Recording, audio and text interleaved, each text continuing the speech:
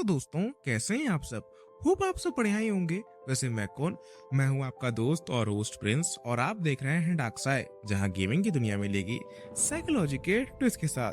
तो गाइस, आज हम बात करेंगे रिच डैड पुअर डैड के chapter 5 the rich invent money की।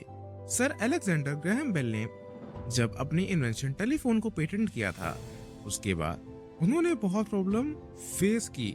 टेलीफोन जब पहली बार आया था, सभी को चाहिए था, मतलब मार्केट में उनके इन्वेंशन की डिमांड बहुत ज्यादा थी, पर सर ग्रैहम बेल उतना ज्यादा सप्लाई नहीं दे पाए। इसीलिए वो विलियम ऑर्टन के पास गए, जो उस समय के प्रेसिडेंट थे एक बड़ी कंपनी वेस्टर्न यूनियन के। ग्रैहम बेल ने उनसे जाकर कहा वो उनके टेलीफोन का पेटेंट राइट्स उनसे खरीद सकते हैं $1 लाख के बदले, पर ऑर्टन ने ये ऑफर रिजेक्ट कर दिया, ग्रैहम बेल को ये कहकर कि आप बहुत ज्यादा पैसे मांग रहे हो। मुझे नहीं लगता कि आपका ये इन्वेंशन फ्यूचर में भी लोगों को बहुत पसंद आएगा।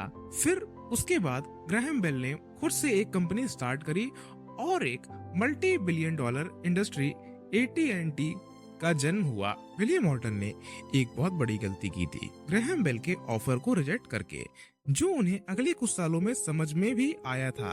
ऑथर कहते हैं फियर एंड सेल्फ डाउट हम सबके अंदर होता है, और इसकी वजह से ही हम कोई स्टेप लेने से पहले बहुत बार सोचते हैं। ऑथर को एज ए टीचर बहुत खराब लगता है जब कोई स्टूडेंट आंसर जानते हुए भी उसमें रिएक्ट नहीं करता। क्यों? सेल्फ डाउट की वजह से। हम सबके अंदर ही बहुत ज्यादा पोटेंशियल होता है, कुछ बड़ा कर दिखाने का लाइफ में, कुछ आगे बढ़ने का। पर एक चीज है जो हम सब लोगों को पीछे खींचती है, वो है सेल्फ डाउट और डर, कुछ डिफरेंट करने का, कुछ नया करने का। पर हमें अपने डर को अपने पावर में कन्वर्ट करना पड़ेगा, ज्यादा से ज्यादा नॉलेज इकट्ठा करके और रिस्क लेकर साहस के साथ कोई भी स्टेप लेना पड़ेगा। ये कहते हैं it's not smart people who get ahead but the bold. पर ज्यादातर समय लोग बहुत ज्यादा डरते हैं जब उनके पैसे की बात आती है। पैसे को लेकर कोई भी रिस्क लेना नहीं चाहता, और ऑथर ने आगे के लेसन्स में भी बहुत बार बोला है हम सभी को अपना फाइनेंशियल IQ डेवलप करना चाहिए। पर आप पूछ सकते हो क्यों? और भी बहुत सारे नए रास्ते खुलने के लिए, खुद के लिए और ऑप्शंस अवेलेबल करने के लिए। क्योंकि देखो, हम लोग इतिहास के सबसे एक्साइटिंग टाइम में जी रहे हैं, और आजकल चेंजेस बहुत फास्ट हो रहे हैं, और आगे भी सैकड़ों लोग निकल लेंगे। बिल गेट्स, एलोन मस्क की तरह सक्सेसफुल कंपनीज बिल्ड होंगी, टेस्ला, माइक्रोसॉफ्ट, फेसबुक जैसी बहुत सारे और भी नए स्टार्टअप और एंटरप्रेन्योर्स बनेंगे।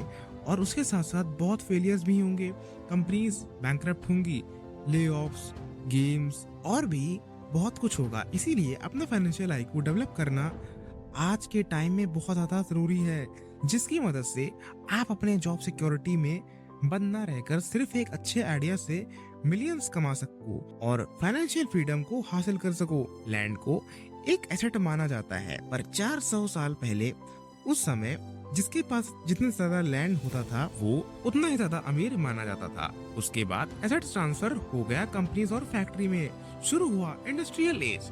और आज के टाइम में सबसे बड़ा एसेट है इंफॉर्मेशन, और जिसके पास इतनी ज्यादा इंफॉर्मेशन, टाइमली इंफॉर्मेशन होगा, वो उतना ज्यादा अमीर बन सकता है। पर इंफॉर्मेशन की सबसे बड़ी दिक्कत ये है कि इसकी कोई लिमिट नहीं है।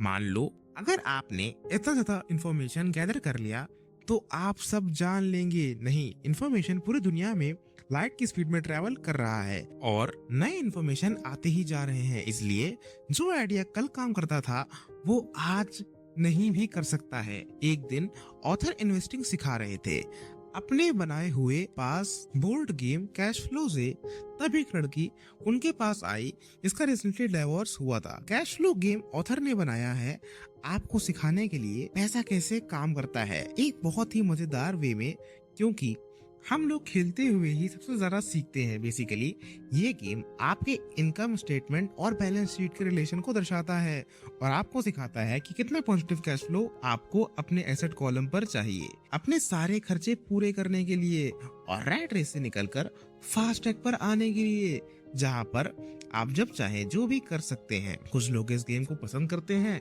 कुछ नहीं, और कुछ लोग तो इस गेम के मेन पॉइंट को समझ ही नहीं पाते। जैसा कि उस लड़की के साथ हुआ था, उसने वो गेम खेलते हुए समझा था जिन चीजों को वो अपने एसेट मानती थी वो असल में उसका बहुत ज्यादा पैसा खर्च करने की चीजें थी।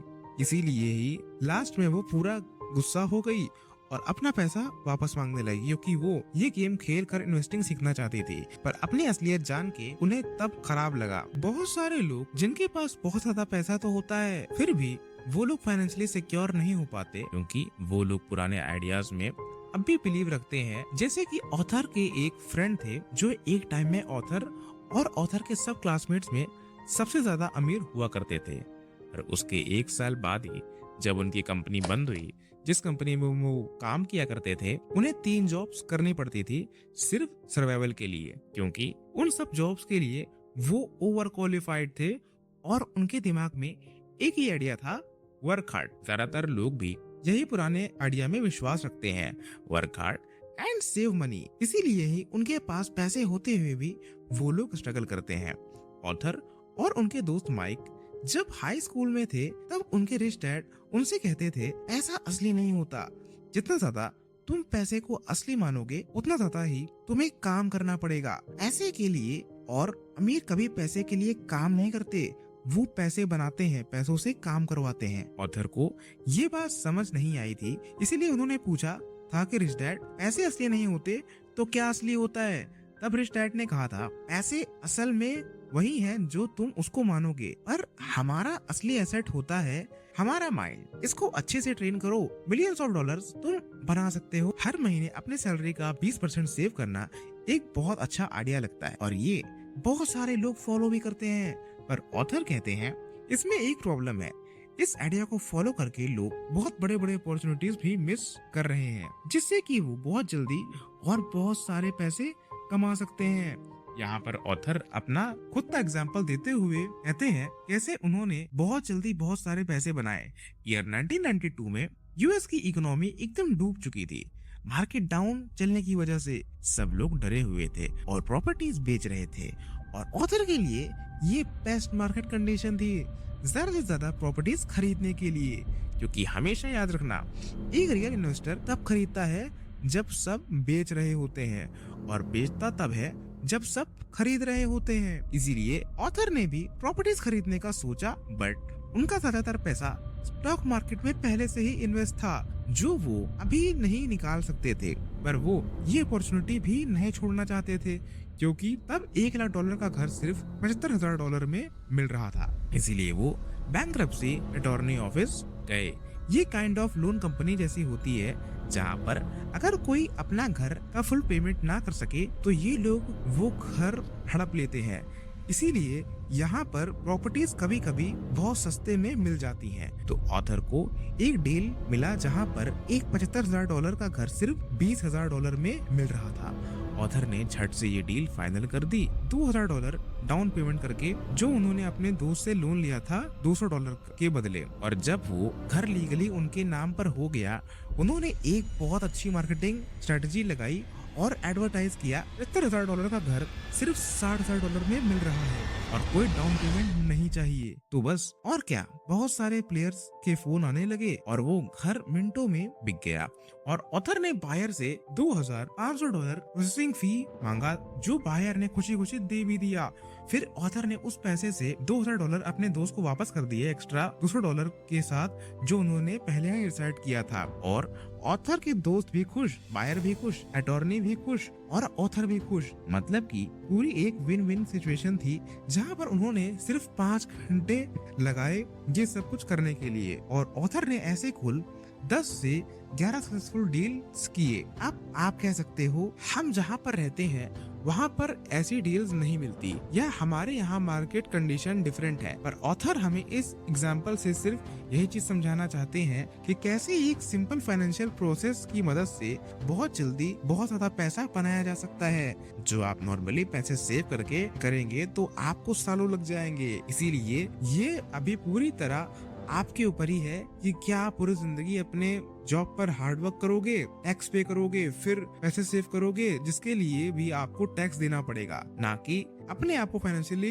लिटरेट बनाने के लिए समय दोगे। और बहुत लोग ये भी कहते हैं हम उतने लकी कहाँ, हमें अच्छी अपॉर्चुनिटीज मिलती कहाँ है। तो दोस्तों इस बारे में ऑथर कहते हैं great opportunities are not seen with your eyes, they are seen with your mind. आपके आसपास अपॉर्चुनिटीज जरूर हैं, बस आप सिर्फ उसे फाइनेंशियली ट्रेन न होने की वजह से देख नहीं पा रहे हो। अभी चलो जान लेते हैं इन्वेस्टर कितने टाइप के होते हैं। इस चैप्टर में ऑथर ने मेनली 2 टाइप के इन्वेस्टर्स के बारे में बताया है। पहले आते हैं वो लोग जो simply stock broker, financial planner या रियल एस्टेट कंपनी के पास जाते हैं और कुछ भी खरीद लेते हैं, जैसे कि कोई भी म्यूचुअल फंड हो गया या रियल एस्टेट इन्वेस्टमेंट ट्रस्ट या कोई स्टॉक या बॉन्ड्स। ये सबसे क्लीन एंड इजी तरीका होता है इन्वेस्टिंग करने का। सेकंड आते हैं इन्वेस्टर्स जो इन्वेस्टमेंट क्रिएट करते हैं। ये पहले तरीके के इन्वेस्टर्स के मुकाबले प्रोफेशनल्स होते हैं और इस टाइप के इन्वेस्टर बनने के लिए आपको मेनली 3 स्किल्स डेवलप करने पड़ेंगे। Number 1 skill, ability to find opportunities that everyone else missed. जैसे कि मैंने आपको बताया ही था, आपको अपॉर्चुनिटीज देखना पड़ेगा अपने माइंड से जो और कोई नहीं देख पा रहा है अपने आंखों से, और ये करने के लिए आपको अपना फाइनेंशियल आईक्यू बढ़ाना पड़ेगा। Number 2 skill, raise money. आपके पास मनी रेज करने की स्किल होनी चाहिए अगर आप सेकंड टाइप के इन्वेस्टर बनना चाहते हो तो। और नंबर 3 और लास्ट में आता है ऑर्गेनाइज स्मार्ट पीपल। ये हम लोगों ने पहले की वीडियोस में भी डिस्कस किया था। एक इंटेलिजेंट पर्सन वही होता है जो उनसे ज्यादा इंटेलिजेंट लोगों के साथ काम करता है और उन्हें हायर करता है। इसी के साथ मैं आपसे मिलता हूँ रिच डैड पुअर डैड के chapter 6 learn to work don't work for money के साथ। तब तक के लिए स्टे ट्यून्ड।